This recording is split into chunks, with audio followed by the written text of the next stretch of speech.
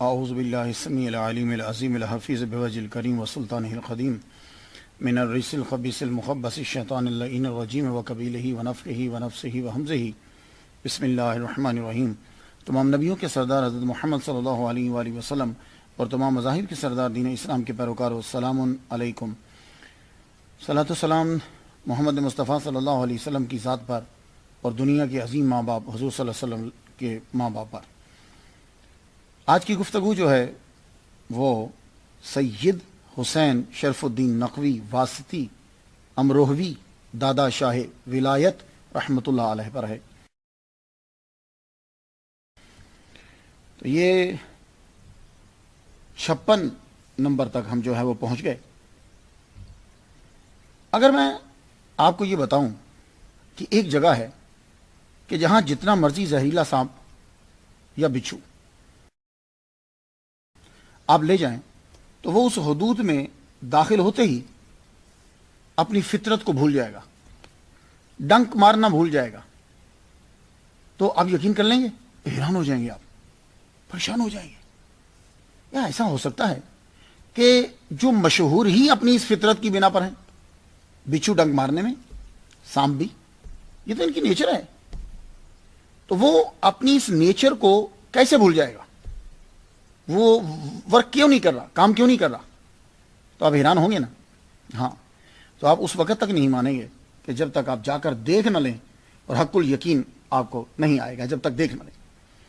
لیکن ایسی جگہ ہے کہ آج کے سائنسی دور کے اندر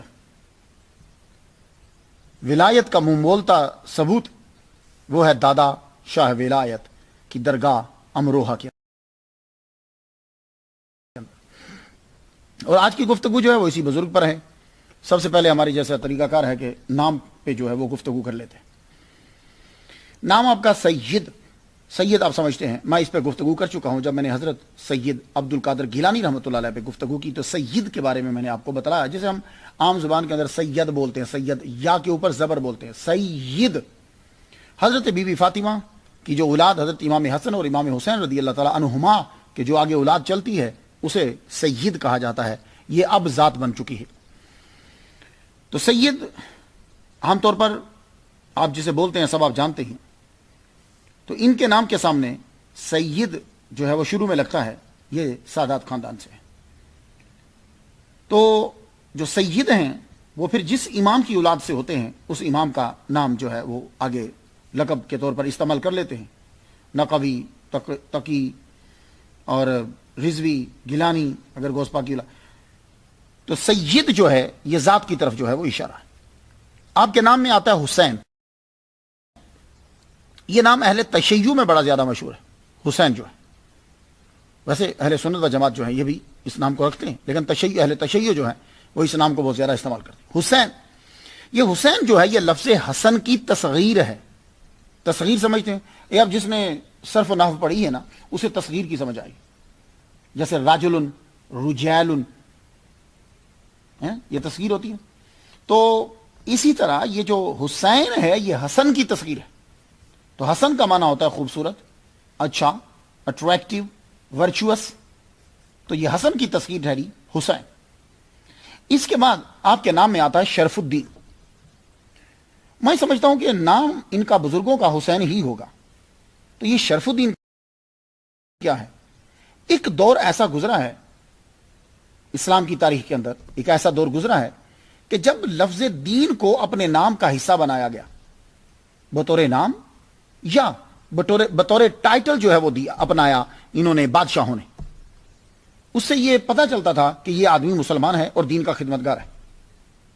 فرید الدین، مصلح الدین، بہاء الدین، جلال الدین، شرف الدین، معین الدین، قطب الدین، نظام الدین، نصیر الدین، رکن الدین۔ دیکھ لیں نا، ایک دور ایسا گزرا ہے کہ جس دور کے اندر لفظ دین کو استعمال کیا گیا ہے۔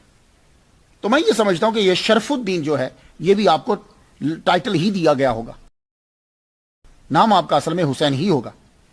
پھر اس کے بعد آپ کے نام کے ساتھ آتا ہے نقوی۔ یہ سادات اور خاص طور پر اہل تشیع جو ہیں ان کے 12 اماموں میں سے 10ویں امام جو ہے ان کا نام ہے امام سید علی الہادی النقوی۔ ان کی اولاد سے جو ہوتے ہیں اس میں امام سید علی الہادی النقی، تو ان کی جو اولاد ٹھہرے کہ جن کے شجرہ نسب کے اندر ان کا نام آتا ہے، وہ اپنے نام کے ساتھ نقوی لکھتے ہیں۔ تو یہ نقوی سادات جو ہیں یہ امروہہ کے اندر بہت مشہور ہیں۔ اب تو زیادہ تر انہوں نے تشیع جو ہیں وہ سب یہ مذہب اختیار کر لیا ہے، اس مسئلہ کو اپنا لیا ہے، پاکستان کے اندر بھی ہے۔ تو امروہہ کے اندر یہ جو جتنے نقوی ہیں یہ سب انہی کی اولاد میں سے۔ تو اب امروہہ میں جتنے بھی سادات ہیں زیادہ تر آزاداری جو ہیں وہ اسے پسند کرتے ہیں۔ آپ کے نام کے ساتھ دادا شاہ ولایت، یہ دادا کا لفظ تو سمجھتے ہیں نا، دادا گرینڈ فادر، تو آپ کو دادا شاہ ولایت کیوں کہتے ہیں؟ اس لیے کہ امروہہ کے اندر جتنے بھی سادات ہیں وہ سب کے سب انہی کی نسل سے ہیں۔ تو جب انہی کی نسل سے ہوئے تو پھر ظاہر ہے کہ سب کے دادا ہوئے۔ تو اس لیے امروہہ کے اندر جب آپ جائیں تو وہاں آپ کو دادا شاہ ولایت کہہ کر پکارتے ہیں۔ تو زیادہ تر سادات خاندان جو ہے وہ ان کو دادا بولتے ہیں، کیونکہ ان کے تو دادا لگے وہ، تو دادا شاہ ولایت اس لیے ان کے ساتھ جو ہے وہ بولا جاتا ہے۔ اب یہاں تھوڑی سی گفتگو ایک لفظ ولایت پہ ہو جائے، وہ اس لیے کہ کچھ لوگوں نے یوٹیوب پہ جب میرا لیکچر وہ سنتے ہیں تو آپ کو پتا ہے کہ آدمی اپنی علمیت کا اظہار تو کرتا ہے، تو وہ لکھ دیتے ہیں یہ فلاں کیا ہے، یہ چیز کیا ہے، یہ چیز کیا ہے، تو امتحان لینے کے چکروں میں پڑے رہتے ہیں۔ تو میں نے کہا چلو تھوڑا ہلکی گفتگو تصوف کی ٹرمینالوجی کی بھی کرتے جائیں۔ یہ لفظ ایک ولایت ہوتا ہے اور ایک ولایت ہوتا ہے۔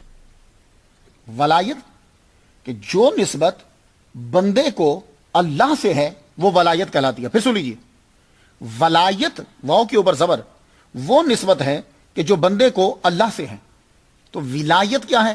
ولایت وہ کمال ہے کہ جس سے لوگوں کو فیض پہنچتا ہے۔ ولایت وہ کمال ہے اس آدمی کے اندر، وہ کمال ہے کہ جس سے لوگوں کو فیض پہنچتا ہے۔ تو اس میں کشف، کرامات، تبلیغ، یہ ساری چیزیں جو ہیں اس کے اندر آ جاتی ہیں۔ تو اب کچھ تو ایسے ہیں کہ جن کو ولایت میں وافر مقدار ملی، اور ایک ہیں کہ جن کو ولایت کے اندر وافر حصہ ملا۔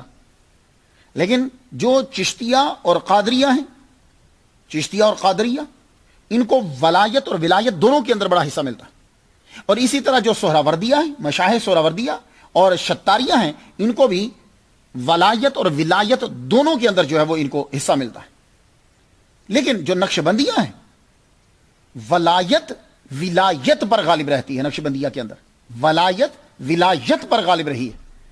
تو یہ کیا کرتے ہیں کہ اکثر جو ہے ولایت ساتھ لے جاتے ہیں، اور ولایت جو ہوتی ہے وہ جو قابل سمجھتے ہیں اسے وہ دے جاتے ہیں۔ تو ایک بات کر دی، سوری اگر وزنی لگی ہو، تو دادا شاہ ولایت، چونکہ تمام سادات جو ہیں امروہہ کے اندر انہی کی نسل سے ہیں، اس لیے وہ تمام نقوی دادا شاہ ولایت کہتے ہیں۔ اب ایک اور لفظ ان کے نام کے ساتھ لگتا ہے، واسطی۔ یہ واسطی کیا ہے؟ واسطی کا معنی ہوتا ہے کہ جو واسط کا رہنے والا ہے۔ نسبتی ہوگی نہیں، یہ واسط کا رہنے والا ہے۔ تو واسط کیا ہے؟ یہ واسط کہتے ہیں بیچ کو، درمیان کو، مڈل کو۔ یہ عراق کا ایک شہر ہے واسط، ان کے آباء و اجداد اس شہر سے تعلق رکھتے تھے۔ وہاں سے مائیگریشن موجودہ پاکستان، یہاں سے پھر دہلی، وہاں سے اسی طرح یہ تقسیم ہوتے رہے۔ تو واسط جو ہے اس کا معنی درمیان ہوتا ہے۔ یہ بغداد اور بصرہ کے درمیان میں ہے، اور اس کی بنیاد 702 کے اندر حجاج بن یوسف نے رکھی تھی، اس واسط شہر کی۔ تو اس شہر کی نسبت سے آپ کے نام کے ساتھ واسطی بھی لگتا ہے۔ اب امروہوی جو ہے امروہہ کا رہنے والا، تو آپ کے نام کے ساتھ امروہوی بھی آتا ہے۔ تو یہ امروہہ کہاں ہے؟ ریاست اتر پردیش، ملک انڈیا۔ امروہہ ایک قصبہ ہے۔ اس شہر کے اندر مسلمان تقریباً 65% سے زیادہ ہیں۔ کسی دور میں 65% تھے، اب تقریباً آبادی ان کی بڑھ گئی، تو 65% سے زیادہ ہیں مسلمان اس میں۔ اب یہ لفظ امروہہ ہے کیا؟ تو کہتے ہیں کہ امروہہ اصل میں 2 اسما کا مجموعہ ہے، مرکب ہے، آم اور روح۔ آم آپ جانتے ہیں پاکستان کے آم بڑی دنیا کے اندر، ملتان کے آم جو ہے دنیا میں مشہور ہے۔ تو آم اور روح یہ مچھلی ہے، یہ پنجاب کے اندر ہوتی ہے، دریائے چناب کی مچھلی بڑی مشہور، راوی کی بھی۔ تو روح جو ہے یہ بھی مچھلی بڑی لذیذ مچھلی ہوتی ہے۔ تو جب سید حسین شرف الدین دادا شاہ ولایت نقوی واسطی امروہوی سہراوردی تشریف لائے یہاں، تو آپ نے یہاں آم کو دیکھا اور روح کو دیکھا۔ یہاں زیادہ مقدار کے اندر اس کی پروڈکٹس جو ہیں وہ آپ کو نظر آئیں۔ تو آپ نے اس کا نام ہی جو ہے وہ رکھ دیا آمروہا. سمجھ آ گئی؟ آمروہ. تو یہ آمروہا، لیکن کچھ کا یہ کہنا ہے کہ آمروہا جو ہے یہ 2500 سال پرانا شہر ہے. اس پر حکومت کی تھی راجا امرجودا نے. امروہا سنسکرت میں امر ونم تھا، اس کا مطلب ہوتا ہے آموں کی جگہ. پرتھوی راج کی بہن کا نام تھا یہ امر ونم. سید حسین شرف الدین نقوی جب تشریف لائے تو آپ نے اس کا نام امروہا رکھا. اب یہ جو بھی ہو، لیکن یہ آپ کو ماننا پڑے گا کہ یہ امروہا جو ہے یہ عام جو ہے یہ پرانا ہی نام چلا رہا ہے، آگے پیچھے یہ چینج ہوتا رہا. تو نام کے بارے میں گفتگو کچھ مکمل ہو گئی. یقیناً آپ مجھ سے شاید زیادہ ہی سمجھتے ہوں. میری ریسرچ تو ہوتی ہے کہ جو میرا جہاں تک ذریعہ ہے. کچھ لوگ ہیں کہ جو وہاں بیٹھ کر جانتے ہوں گے. اب ذرا خاندانی پس منظر ہو جائے کہ سید شرف الدین یہ نقوی واسطی سہروردی یہ کون ہے؟ تو حضور سید ہی کافی ہے اور ان کی نسل کا آباد ہونا ہی کافی ہے، لیکن پھر بھی ذرا گفتگو کر لیتے ہیں. کہتے ہیں کہ ان کے آباء و اجداد جب عراق سے ہجرت کر کے آئے تھے تو آتے ہی کوئی معمولی عہدے پر نہیں بلکہ پانی پت کی لڑائی کے اندر بھی شریک تھے. بابر کی دربار کے اندر بڑے اعلیٰ عہدوں پر فائز رہے. تو مغل حکومت میں ان کا اثر و رسوخ بہت زیادہ تھا. ان کے خاندان میں ایک شخص گزرے ہیں بہت بڑے، چیف جسٹس بھی رہے ہیں، وہ میر عادل، سید میر عادل. یہ سید میر عادل جو ہیں کہتے ہیں کہ ان کا نام جو ہے عادل اس لیے پڑ گیا، ٹائٹل دیا گیا کیونکہ آپ کا انصاف جو ہے وہ بڑا مشہور ہوا اور آپ سے بابر بڑا متاثر ہوا. اور آپ سندھ کے اندر بھی رہے ہیں، یعنی جو موجودہ پاکستان کے اندر ہے، وہاں آپ گورنر رہے ہیں. تو اس سے معلوم یہ ہوا کہ آپ کی آباء و اجداد جو ہیں دادا شاہ ولایت کے جو امروہا میں ہیں، ان کے آباء و اجداد بڑے ٹاپ کی جگہ پہ رہے، بڑے اعلیٰ عہدوں پر فائز رہے. اور اس کے بعد ایک اور نام ہم پڑھنے میں آتا ہے، سید جلال الدین سرخپوش رحمۃ اللہ علیہ. سہروردی کی شاخ جو جلالیہ ہے اس کے بانی ہیں. تو کہتے ہیں کہ یہ بھی رشتہ دار ہیں سید حسین شرف الدین نقوی واسطی امروہوی دادا شاہ ولایت کے، یہ بھی رشتہ دار ہیں. تو اس سے تو معلوم یہ ہوا کہ بہت اعلیٰ خاندان ہے، اس لیے میں نے ان کے نام کے ساتھ سہروردی سنا ہے. اس کے علاوہ اس خاندان کے آباء و اجداد کے اندر ایک اور نام ملتا ہے، محمد اشرف دانشمند. یہ دانشمند ہم اردو میں استعمال کر رہے ہیں. ان کو دربار سے یہ لقب ملا گیا، ٹائٹل ملا. اور ان کو ایک ٹائٹل جو ہے وہ ان کے علم کی وجہ سے سید العلماء کا بھی ملا. تو یہ بھی دادا شاہ ولایت جو ہیں. تو یہاں سے آپ اندازہ لگا لیجئے کہ ان کا آباء و اجداد جو ہیں وہ علم کے زبردست حامل اور اعلیٰ عہدوں پر جو ہے وہ فائز ہیں. آپ کا جو وجود ہے، ویسے تو آپ نے اپنے دور کے اندر بڑی تبلیغ کی. یہ تو ہو ہی نہیں سکتا کہ اس دور کے اندر سید زادہ جو ہے وہ اپنے نانا کی تبلیغ نہ کرے، نانا کے دین کو پھیلائے نا. آپ نے تبلیغ کی، لیکن وجہ شہرت جو ہوتی ہے وہ ہر آدمی کی کوئی ایک چیز وجہ شہرت ہوتی ہے. اس کا مطلب یہ نہیں ہوتا کہ باقی چیزیں اس کے اندر نہیں تھی. عوام اس ایک چیز کو اپنا لیتی ہے اور اسے وجہ شہرت بنا دیتی. اور آپ کی وجہ شہرت کیا ہے؟ آپ کے دربار پر بچھوؤں کا ڈنک نہ مارنا. یہ لفظ ڈنک ہے، نون غنہ ہے. ہم ویسے ڈنگ کہتے ہیں، ڈنگ ڈنگ نہیں ہے، یہ ڈنگ کا لفظ ہوتا ہے. آپ کو نون غنہ جو ہے وہ کرنا ہے.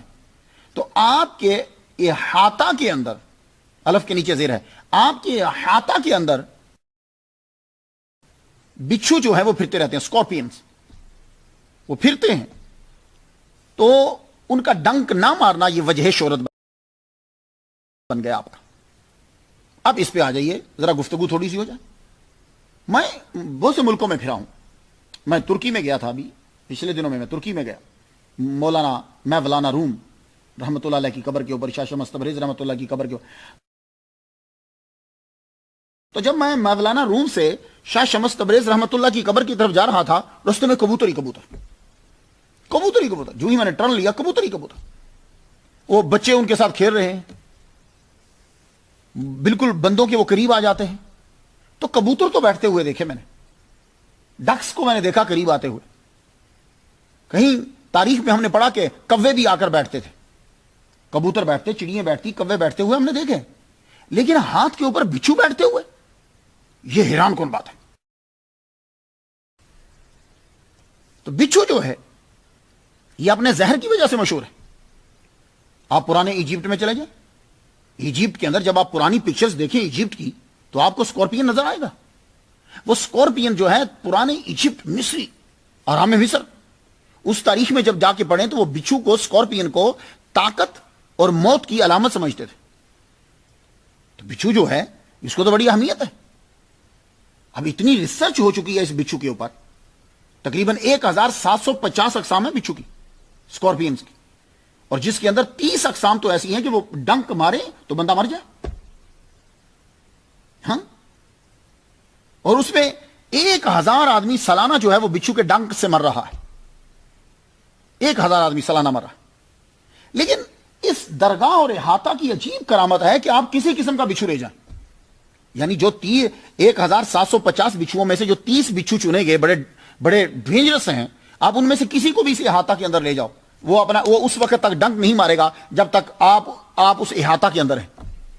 وہ آپ کو ڈنک نہیں مارے. وہاں آپ چلے جائیں, ایک آدمی ہے اس کے پاس بچھو ہے وہ کالے رنگ کا, تو میں یہ دیکھنے لگا یہ کون کون سے بچھو ہیں. تو خطرناک قسم کی یہ ایک بچھو ہیں کہ ایریزونا بارک سکورپین, بڑا خطرناک ہوتا ہے یہ بھی. ایک بچھو ہے ڈیتھس ٹاکر, یہ اسرائیلی بچھو ہے. ایک بچھو ہوتا ہے ایمپرور سکورپین, یہ اپنے سائز اور ہیبت کی وجہ سے بادشاہی لگتا ہے. اور ایک ہوتا ہے فیٹ ٹیلڈ, یہ بڑا خطرناک ہوتا ہے, بڑا خطرناک, بندہ مر جاتا ہے اس کے زہر سے. اور یہ ساری اقسام آپ کو اس مزاق کے اوپر نظر آئیں گی, میں نے خود دیکھی. وہ کالا سا بڑا, وہ یالو, یہ آپ کو نظر آئیں گے وہاں. لیکن مجال ہے کہ یہ کاٹ لیں, دوڑتے ہوئے نظر آئیں گے, کسی کو کاٹے گا نہیں. اور جب تک احاطہ میں ہے, یہاں احاطہ کے اندر بچھو نہیں کاٹتا. اور اس بات کو 2007 کے اندر وہاں کے چینل نے جو ہے مانو یا نہ مانو پروگرام کے اندر دکھایا. اس کے علاوہ وہاں کے لوکل جتنے چینلز ہیں وہاں چینلز کے اندر جو ہیں اسے دکھایا گیا, بتلایا گیا. وہاں ایک مسجد کے امام صاحب کو میں سن رہا تھا, ان کا نام تھا غالباً علامہ توحید رضا. وہ امام مسجد وہ یہ کہنے لگے کہ یہاں بچھو جو ہیں وہ کاٹتے ہی نہیں. اور جب عرس ہوتا ہے تو عرس کے اندر لوگ آتے ہیں, اور آتے ساری وہ بچھو جو ہے ان کے ہاتھوں پہ چل رہے ہیں, کبھی یہاں کبھی یہاں پھر. اور جو بڑے بڑے لوگ آتے ہیں, منسٹر بھی آتے ہیں وہاں, پولیس بھی آتی ہے وہاں, دوسرے لوگ بھی آتے ہیں, وہ بچھو پکڑتے ہیں ہاتھ میں. عرس کے دن وہ بچھو اوپر رکھا جاتا ہے, سکورپین رکھتے ہیں, لیکن مجال ہے کہ کاٹ جائے.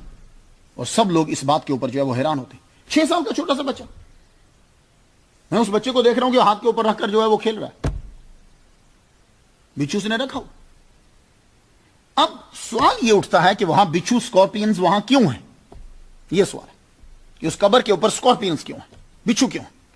تو ایک تو وہی روایت ہے کہ جو مشہور چلی آ رہی ہے. میں نے پوچھا تو انہوں نے بتایا کہ جب امروہہ کے اندر سید حسین شرف الدین نقوی واسطی دادا شاہ ولاد رحمۃ اللہ علیہ امروہہ میں تشریف لائے تو یہاں خواجہ نصیر الدین شاہ تھے.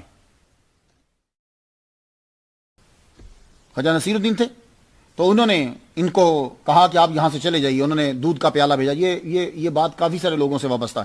دودھ کا پیالہ بھیجا کہ تم یہاں سے, مطلب یہ تھا کہ تم چلے جاؤ. آپ نے اس کے اندر پھول کی پتی ڈال دی, کہا کہ نہیں ہم اسی طرح رہیں گے جیسے یہ ہے. وہ پھر بھی نہ مانے تو انہوں نے کہا تم یہاں سے چلے جاؤ. انہوں نے کہا میں نہیں جاؤں گا. تو جب خواجہ نصیر الدین کی بات نہ مانی تو خواجہ نصیر الدین نے یہ کہا اچھا تمہارے مرنے کے بعد تمہاری قبر پہ بچھوا ہوں گے. تو انہوں نے کہا ٹھیک ہے بچھو ہوں لیکن کاٹیں گے نہیں. تو سید حسین شرف الدین نے پھر کہا جاؤ تمہاری قبر کے جب تم چلے جاؤ گے تمہارے گرد جو ہیں وہ جانور ہوں گے. تو آپ نے فرمایا ٹھیک ہے جانور ہوں گے لیکن نہ بولیں گے نہ فضلہ کریں گے. یہ ہے ایک مشہور روایت. لیکن میں ہاتھ جوڑ کے عرض کروں میں اتفاق نہیں کرتا. دیکھیے تاریخ کی بات ہے, کوئی قرآن کی بات تو نہیں ہے. میں اتفاق نہیں کرتا. آپ پوچھیں گے وہ کیوں؟ اس لیے کہ میں نے یہ بو علی شاہ قلندر پر بھی میں نے تبصرہ کیا تھا, ایسی ہی کچھ ایک روایت تھی. ایک بات آپ سب یاد رکھ لو, کوئی ولی نہیں بن سکتا جب تک کہ وہ مولا علی کی عزت نہ کرے اور مولا علی کی اولاد علی کی عزت نہ کرے.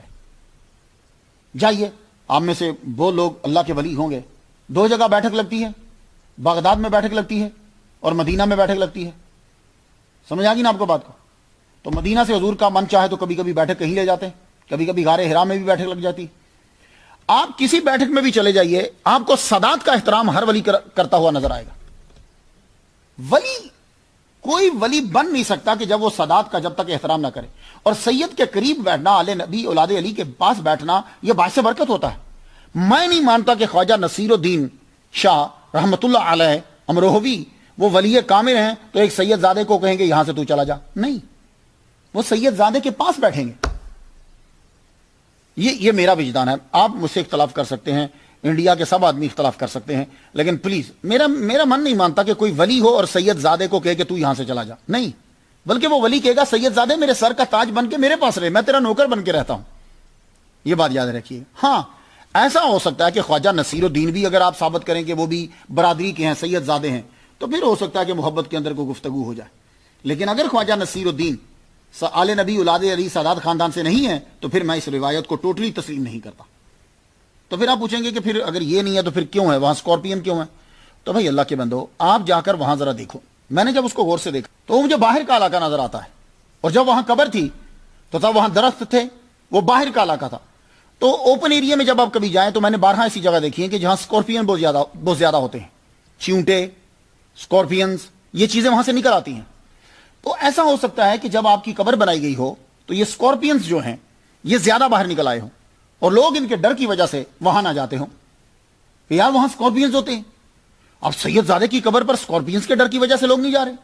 तो ये बहुत पुरानी बात है जो मैं कह रहा हूं आपको, बहुत उस दौर में फिर सज्जादा नशीन या आप अपने बेटे किसी से ये कहा होगा, इनसे बेधड़क बोल दो, आओ हमारे रोजे पे जियारत करो आके, जब तक तुम हमारे अहाता में रहोगे कोई बिच्छू तुम्हें डंक नहीं मारेगा, जाओ, ये सैयद का कहना है। तो फिर आपने बतलाया और लोग फिर आने लगे। फिर तो बिच्छू हाथ में कोई पकड़ लेता था या जैसे। और मैंने तो यहां तक ये करामत सुनी है कि अगर आप वहां के बाबा जी और बाबा से वो बिच्छू ले जाओ, को भाई मैं 1 और 2 घंटे के बाद वापस कर जाऊंगा, तो अगर आप टाइम बता के चले जाओ तो बिच्छू जब तक उस टाइम रहेगा वो बिच्छू आपको कुछ नहीं कहेगा, और जब वो टाइम खत्म हो जाएगा तो अब हो सकता है कि वो तुम्हें डंक मार दे। तो मेरे जहन में ये आता है कि चूंकि स्कॉर्पियन ज्यादा थे, कब्र पे आते थे, तो आपने अपने किसी बेटे को ये कहा कि इनसे बोल दो सबको, और फिर लोग धड़ाधड़ आने लग गए और ये वजह शोहरत बन गई। और ख्वाजा नसीरुद्दीन के दरबार के ऊपर आज भी उनका दरबार है, ये देखें, इस दरबार के ऊपर जो है वो जानवर आते हैं, लेकिन मजाल है किसी जानवर का कि वो फुजला कर जाए, मजाल है कि वो शोर कर जाए। आप कहेंगे यार ये कैसे हो सकता है, हद हो गई है यार, इतनी जल्दी भूल जाते हो। क्या मैंने बिशर हाफी रहमतुल्लाह अलैह का वाकया बयान नहीं किया था? बिशर हाफी जो हैं रहमतुल्लाह अलैह जिस रास्ते से गुजरते थे उनका एक ही रास्ता था, उस रास्ते पर किसी जानवर को फुजला करने की परमिशन नहीं थी, कोई फुजला करता नहीं था। जानवरों को भी पता था कि यहां से बिशर हाफी रहमतुल्लाह अलैह नंगे पांव चलते हैं, और अगर हमने फुजला किया तो उनका पांव गंदा ना हो जाए। एक दिन एक जानवर ने उस गली में फुजला कर दिया, गोबर जब किया तो बुजुर्ग कहने लगे लगता है कि बिशर हाफी का इंतकाल हो गया है। लोगों ने पूछा आपको कैसे पता चला? कहने लगे मैंने सालों देखा है कि किसी जानवर की यह जसारत नहीं होती थी कि वो यहां फुजला करे, आज उसने फुजला किया है तो समझ में आया कि बिशर हाफी रहमतुल्लाह अलैह दुनिया में नहीं। तो ये चीज दुनिया जानती है इसे। तो ख्वाजा नसीरुद्दीन किसी का जानवर गुम हो जाए वो वहां दरबार पे पहुंच जाए, उनका दरबार भी वहां अमरोहा के अंदर ही है। अब आप बात समझ गए? तो ये बहरहाल बिच्छुओं का डंक ना मारना, रिवायत कुछ भी हो, रिवायत कुछ भी हो, लेकिन मेरा ये 56 में वली कामिल को मैं बयान कर रहा हूं, शुरू से लेके अब तक मेरा ये मतमा नजर रहा है कि मैं ऐसी रिवायत बयान करूं और ऐसा वाकया बयान करूं कि जिसमें वली की तज़हीक ना होती हो, उनका मर्तबा कम ना होता हो और उनके शान शान होना चाहिए वो। इस तरह मेरा यह तरीका कर रहा है। आप जिसे चाहे मर्जी तस्लीम करें। और हैरान कुन बात है कि ये बिच्छू का डंग ना मारना, ये बड़ी हैरान कुन बात है। लेकिन कुछ लोग ये कहते हैं कि नहीं, ये बिच्छू जो हैं वो खास खुराक वाले होंगे, खास फीड दी जाती होगी, खास किस्म के होंगे। लेकिन नहीं, 2 किस्मों के तो मैंने वहां खुद देखे हैं, येलो कलर का और ब्लैक कलर का, वो तो खुद मैंने देखे।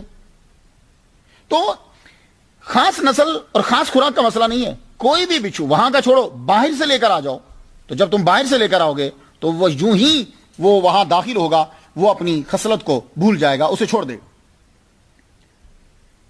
तो ताज्जुब है, मैं सोच रहा था, मैंने कहा यार ताज्जुब है कि देखो बिच्छू यहां आता है, सांप यहां आता है, अपनी खसलत भूल जाता है, बुराई भूल जाता है। इंसान है, दरबार पे आके चला जाता है पर बुराई नहीं छोड़ता। برائی رکھتا ہے اسی وقت اس کے ساتھ ہی برائی رہتی ہے. تو جتنے بھی عرس جب آپ کا ہوتا ہے, عرس پہ جب آتے ہیں تو ہر ایک جو ہے وہ اپنے ہاتھ کے اوپر جو ہے وہ رکھتا ہے. اس میں مسلم و غیر مسلم کی کوئی قائد نہیں ہے, لیکن وہ احاطہ میں داخل ہو جائے, مسلمان ہو یا غیر مسلم, وہ بچھو رکھتے ہیں. ہندو بھی اکثر پولیس جو آتی ہے وہاں, تو وہ پولیس میں سارے مسلمان تھوڑی نہ ہوتے, غیر مسلم بھی ہوتے, ہندو بھی ہوتے, تو لیکن وہ بچھو جو ہے وہ اپنے ہاتھ کے اوپر جو ہے وہ رکھتے. کہاں گئی میڈیکل سائنس, اور کہاں وہ ولیوں کے منکر؟ کچھ تو جی پیش تو کرے نا. 700 سال پہلے بزرگ سید زادے نے یہ کہہ دیا تھا کہ بچھو کاٹے گا نہیں. یہ حکم اس دور کے بچھوؤں کے لیے تھا. بھئی اس دور کے بچھوؤں کو کہا کاٹے گا نہیں, لیکن آج 700 سال کے بعد بھی بچھو نہیں کاٹے گا. آپ کا حکم جاری. لیکن کچھ لوگ ہیں وہ یہ کہیں گے سمجھ نہیں آتی, آپ لوگ جو ہیں عقیدت مند ہو اس لیے آپ ان چیزوں کو مان لیتے ہو, عقلی تجھی کیا ہو سکتی ہے, لاجیکلی سمجھائی. تو بھائی دیکھو, دعا سے اس کا حکم صادر ہوتا ہے, تو اس کے حکم کے صدور سے ایسی فضا ایٹموسفیئر پیدا ہو سکتا ہے کہ جہاں طاقت کام نہ کرے. پھر سن لیجئے, دیکھو نا, آپ کبھی دعا کرتے ہو چیز اثر نہیں کرتی, تو دعا کدھر کرتے ہو؟ دعا اللہ کی طرف کرتے ہو, اللہ حکم صادر فرماتا ہے, تو وہ ایسی چیز پیدا ہو جاتی ہے, ایٹموسفیئر پیدا ہو جاتا ہے, ایسا ماحول پیدا ہو جاتا ہے کہ وہاں وہ چیز جو ہے وہ اثر نہیں کرتی, کچھ اور چیز کا اثر شروع ہو جاتا ہے. میں آپ کو مثال دوں, یہ امریکہ میں, جہاں سے آپ میری تقریر سنتے ہیں, امریکہ کے اندر جو ہے وہ ریسرچ ہوئی سورہ فاتحہ کے اوپر, جس کو صوفی پڑھتے ہیں, ہم دم کرتے ہیں. تو انہوں نے کہا کہ خاص سینسیٹیو کیمرے لگا دیے, کہا آپ سورہ فاتحہ پڑھیے. سورہ فاتحہ جب پڑھی تو پکچر شروع ہوگی لینی. جب انہوں نے پکچر لی تو انہوں نے بعد میں بتایا کہ جب سورہ فاتحہ پڑھی جاتی ہے تو ارد گرد ایسا ماحول پیدا ہو جاتا ہے, کسی جگہ بھی پڑھی جائے, جیسا سینیٹیٹوریم کے اندر ہوتا ہے.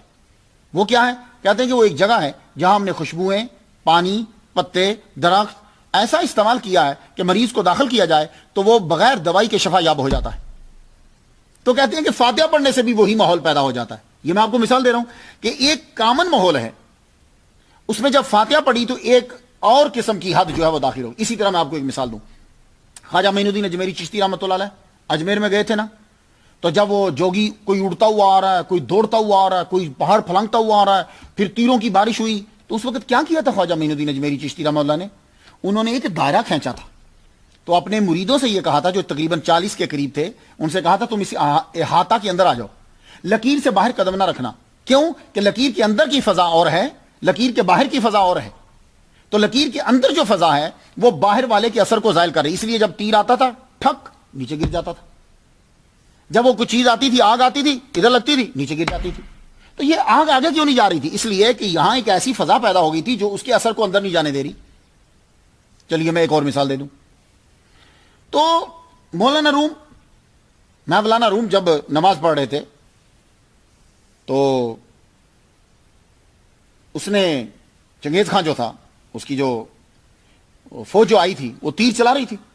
تیر جب چلا رہی تھی تو آپ نماز پڑھتے جا رہے ہو, تیر مارتے تو تیر گر جاتا تھا. تو یہ کیا تھا؟ تیر اس انٹر کیوں نہیں ہو رہا؟ اس لیے کہ اس وقت وہ فضا کوئی اور تھی. میری کچھ بات آپ سمجھیں. اب آخری دلیل دیتا ہوں جس کو آپ سب تسلیم کر لیں گے. یہ برمودا ٹرائی اینگل کیا ہے؟ یہ ایک ایسی فضا ہے اور ایسا احاطہ ہے, ایک ایسی حد ہے کہ جس میں کمیونیکیشن سسٹم فلاپ ہو جاتا ہے, ختم ہو جاتا ہے, بالکل ختم ڈیڈ ہو جاتا ہے. اسی لیے جب جہاز وہ نیچے کا ہو یا اوپر کا, جب وہ اس میں انٹر ہوتا ہے تو اس کا رابطہ پیچھے سے کٹ جاتا ہے, اسے سمجھ ہی نہیں آتی کہ میں کس جگہ پہ جا رہا ہوں. اب آپ سمجھ گئے ہوں گے. تو میں نے یہ ایک دعویٰ یہ کیا تھا کہ ایسی حد بنا لی جاتی ہے کہ جس حد کے اندر آ کر چیز, باہر کی چیز کی طاقت ختم ہو جاتی ہے. برمودا ٹرائی اینگل آپ کے سامنے زندہ مثال ہے, اس کے علاوہ میں نے مثالیں دے دی. تو یہی چیز جو ہے وہ سید حسین شرف الدین نقوی واسطی امروہوی دادا شاہ ولایت رحمۃ اللہ کے احاطہ کے اندر ہے کہ جو ہی وہاں بچھو داخل ہوتا ہے یا سانپ داخل ہوتا ہے تو وہ طاقت اس کی جو ہے وہ بالکل زائل ہو جاتی ہے, ختم ہو جاتی ہے. اب بھی اگر کوئی نہ مانے تو کوئی ضروری فرض نہیں ہے. اب آپ دیکھیے, حضرت اسماعیل علیہ السلام چھری کا کام کاٹنا ہے, لیکن یہاں کاٹ نہیں رہی, یہاں نہیں کاٹ رہی. کیوں؟ اس لیے کہ یہاں ایک ایسی فضا پیدا ہو چکی ہے کہ اس وقت کوئی بھی چھری یہاں لگائی جائے تو وہ گلا نہیں کاٹے گی. یہاں ایسی فضا اللہ کے حکم سے پیدا ہوگی. اسی وقت آپ نے غصے سے اس چھری کو لے کو پتھر کے اوپر مارا, پتھر کے ٹکڑے ریزہ ریزہ ہو گیا پتھر. لیکن یہاں نہیں کاٹ رہا، یہاں نہیں کاٹ رہا. کیوں؟ اس لیے کہ وہ حدود ایسی ہے کہ چھری داخل ہوگی کاٹے گی نہیں. اسی طرح آنکھ کا کام چلانا ہے.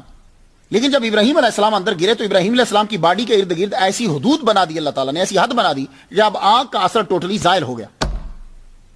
اسی طرح میرے نبی محمد مصطفیٰ صلی اللہ علیہ وسلم جب حضرت عبداللہ بن مسعود کو ساتھ لے کر گئے تھے تو آپ فرمانے لگے یہاں رک جاؤ، آگے مت آنا، یہ میں نے لکیر کھینچ دی ہے، اسے آگے مت جانا جب تک کہ میں واپس نہ آ جاؤں. کیوں؟ اگلی فضا اور تھی، یہ فضا اور ہے. تو وہاں آپ نے کھڑے ہو کے دیکھے سانپ ہی سانپ، سانپ ہی سانپ، سانپ ہی سانپ، سانپ ہی سانپ، لیکن کوئی نقصان انہیں نہیں پہنچا سکتا تھا کیونکہ حضور نے باؤنڈری بنا دی، ایک خاص حد پیدا کر دی تھی. اب آپ سمجھ گئے ہیں، اور بھی دلائل ہیں لیکن اتنا ہی کافی ہے. تو آپ کے ہاں جو ایسی فضا ہے کہ وہاں چیزیں جب داخل ہوتی ہیں تو وہ اپنا اثر جو ہے وہ بالکل چھوڑ دیتی، ان کا اثر زائل ہو جاتا. اسی طرح جب آپ دربار کے اندر جائیں گے تو احاطہ کے اندر ایک اور خاص چیز ہے، شاہ ولایت کا گھوڑا. اسے شاہ ولایت کا گھوڑا کہتے ہیں. دیکھیے یہ حضرت دادا شاہ ولایت کا، اسے کہتے ہیں کہ یہ ہارس آف شاہ ولایت ہے. یعنی یہ اصل میں یہ دیوار ہے، یہ آپ دیکھ رہے ہیں، یہ حضرت دادا یہ شاہ ولایت کا جو گھوڑا ہے یہ اصل میں ایک دیوار ہے. دیوار ہے. تو محراب بڑا، چھوٹے چھوٹے 2 محراب دیے رکھنے کے لیے. یہ دیوار جو تھی آپ نے ایک دفعہ اس کو آرڈر دیا کہ جلد چل پڑ، تو یہ چل پڑی. یہ ایسی کرامات بہت سارے اولیاء کے ساتھ ہے. میں جب ہم جن کی اولاد سے ہیں، سید احمد شاہ ولی رحمۃ اللہ علیہ، بہت بڑا پرانا مزار ہے ان کا، ان کے بارے میں بھی ہمارے خاندان والے بتاتے ہیں کہ آپ نے دیوار کو حکم دیا چل تو دیوار جو ہے وہ چل پڑی. اور بھی اولیاء کرام کے ساتھ ہے. تو یہ جو ہیں سید صاحب، ان کی بھی یہ دیوار جو ہے اس کو آپ نے کہا چل تو یہ چل پڑی، تو یہ مشہور ہو گیا یہ شاہ ولایت کا گھوڑا ہے، ہارس آف شاہ ولایت. تو احاطہ کے اندر اور بھی بڑی قبریں ہیں. آپ کی زوجہ کی قبر ہے، آپ کے بیٹے کی قبر ہے، سید امیر علی بیٹی کی قبر ہے، آپ کے پوتے کی قبر ہے. وہ سی ہیں، عرس ہوتا ہے تو وہاں سب لوگ جو ہیں وہ تشریف لاتے، چادریں دی جاتی ہیں ایک دوسرے کو، ختم شریف جو ہے وہ پڑھا جاتا ہے، سورہ حشر کی آیات پڑھی جاتی ہیں. اس وقت جو ہے نا وہ سب لوگ آئے ہیں، پولیس بھی آئی ہے، غیر مسلم اور مسلم سب کے سب لوگ جمع ہیں. چادریں جو ہیں اس پہ چڑھائی جا رہی ہیں. یہ جو سورہ حشر کی آیات بھی پڑھی جائیں گی، وہ قاری صاحب پڑھیں گے. یہ جو آپ کو رومال والے نظر آ رہے ہیں وہ پرلی طرف جن کے سر پہ رومال بندھا ہوا ہے، یہ ان کا پورا شجرہ نسب جو ہے وہ بعد میں پڑھیں گے. اور یہاں سے تبرکات بھی جو ہیں وہ دوسروں کو دیے جاتے ہیں، یعنی چادریں جو ہیں وہ دی جاتی ہیں، پھول جو ہیں وہ دیے جاتے ہیں. اور سب لوگ جو ہیں وہ تقریباً وزارات MLA جو ہے وہ بھی یہاں آتا ہے، سب کے لوگ آتے ہیں اور آ کر جو ہے وہ فیضان یہاں حاصل کرتے ہیں. اور امروہہ اس سید زادے کے علاوہ اپنی عزاداری اور محرم کے جلوسوں کے حوالے سے بھی انڈیا کے اندر بہت جو ہے وہ مشہور ہے امروہی جو ہے. تو میں فاتحہ جو ہے وہ پڑھ چکا ہوں، لیکن آخر میں ایک بات عرض کرتا جاؤں، شاید آپ کے ذہن میں اٹھ جائے، میں پہلے سے ہی جواب دے دوں کہ بھائی شاہ ولایت جو ہے وہ حضور صلی اللہ علیہ وسلم کی اولاد میں سے ہیں. ٹھیک ہے، آپ کی بیٹی کے آگے نسل چلی، تو ان کے ہاتھے میں جب سانپ اور بچھو داخل ہوتا ہے تو ڈنک نہیں مارتا. تو کیا وجہ ہے کہ جب حضور صلی اللہ علیہ وآلہ وسلم غار ثور کے اندر تھے حضرت ابوبکر صدیق کے ساتھ، تو حضرت ابوبکر صدیق کی ایڑی پہ سانپ نے کیوں ڈنک مار دیا تھا؟ ہو سکتا ہے شاید آپ کے ذہن میں نہ آیا ہو، لیکن میں پہلے سے بتا دیتا ہوں. تو امروہہ میں آنے والوں، دادا شاہ ولایت کی قبر پہ حاضری دینے والوں، میں تمہیں پہلے سے بتا دوں کہ شاید کوئی تمہارے ایمان کو کمزور کر دے کہ بھائی دیکھو یہ ان کے بچے ہیں، ان کے ہاں ڈنک نہیں مارتا، تو حضرت ابوبکر صدیق رضی اللہ تعالیٰ عنہ کے پاؤں پہ تو ڈنک مار دیا تھا. تو بھائی سنو، وہاں اللہ کا آرڈر تھا کہ ڈنک مارو. حیران ہوئے نا آپ؟ تو بس یہی سمجھانا ہے، وہاں اللہ کا آرڈر تھا سانپ کو کہ ڈنک مارو، اور وہ سانپ حضرت عیسیٰ علیہ السلام کے دور کا چل رہا تھا.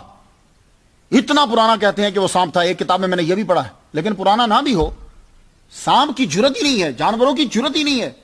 جب چڑییں، بکریاں، اونٹ یہ جانتے ہیں حضور صلی اللہ علیہ وآلہ وسلم کو، تو کیا سانپ کوئی الگ مخلوق ہے؟ سانپ بھی جانتا ہے کہ حضور پاک ہیں، سانپ بھی جانتا ہے کہ ابوبکر صدیق رضی اللہ تعالیٰ عنہ ہیں، تو پھر سانپ کیوں ڈنک مارا؟ اس حد میں داخل ہونے کے بعد اس کا ڈنک ختم کیوں نہیں ہوا؟ تو بھائی ڈنک مروایا گیا، رب نے کہا ڈنک مارو. کیوں؟ اس لیے کہ اگر ڈنک نہ مارا جاتا تو حضرت ابوبکر صدیق رضی اللہ تعالیٰ عنہ کے مرتبہ آپ کا واضح نہ ہوتا. آپ کے مرتبے کو اور مقام کو واضح کرنے کے لیے ڈنک لگوایا گیا. وہ کیوں؟ اس لیے کہ آج کے دور میں بڑے لوگ ہیں جو کہتے ہیں کہ جان بچانے کے لیے ابوبکر صدیق رضی اللہ تعالیٰ عنہ جو ہیں وہاں سے چلیں گے. نہیں، جان بچانے کے لیے نہیں گئے، رب تعالیٰ نے کہا ہے سانپ ڈنک لگا تاکہ دنیا کو پتہ چل جائے کہ ابو بکر صدیق جان بچانے والا نہیں ہے، یہ محمد مصطفیٰ کے اوپر جان لٹانے والا ہے۔ تو یہ بات یاد رکھیے گا، سانپ کی جرت نہیں ہے کہ وہ سانپ ڈنک مار جائے۔ تو یہ بتلانا تھا کہ دیکھو محمد مصطفیٰ صلی اللہ علیہ وآلہ وسلم پر جان لٹانے والے ہیں۔ اور پھر تعجب کی بات ہے، ذرا چیونٹی کو چھوڑو، سانپ کا یہ مچھر کاٹ جائے تو آدمی ہلنے لگ جاتا ہے، محمد مصطفیٰ صلی اللہ علیہ وسلم اپنا سر مبارک رکھ کے آپ کی جھولی میں لیٹے ہوئے ہیں، سانپ ڈنک مارے جا رہا ہے، ڈنک مارے جا رہا ہے، ڈنک مارے جا رہا ہے، پر مجال ہے کہ ابوبکر صدیق رضی اللہ تعالیٰ عنہ اپنی ایڑی کو وہاں سے ہٹا لے۔ تو وہاں ڈنک لگوایا گیا تاکہ آپ کا رتبہ جو ہے وہ اور واضح ہو جائے کہ یہ محمد مصطفیٰ صلی اللہ علیہ وسلم پر جان لٹانے والے ہیں۔ میں تو فاتحہ پڑھ چکا، آپ لوگ بھی جو ہے وہ فاتحہ پڑھ لیجئے۔ میں ختم کرتا ہوں اس جملے کے اوپر، الہی بحق بنی فاطمہ کہ بر قول ایما کنی خاتمہ، اگر دعوتم رد کنی ور قبول، منو دست و دامانے آل رسول، وآخر دعوانا الحمدللہ رب العالمین۔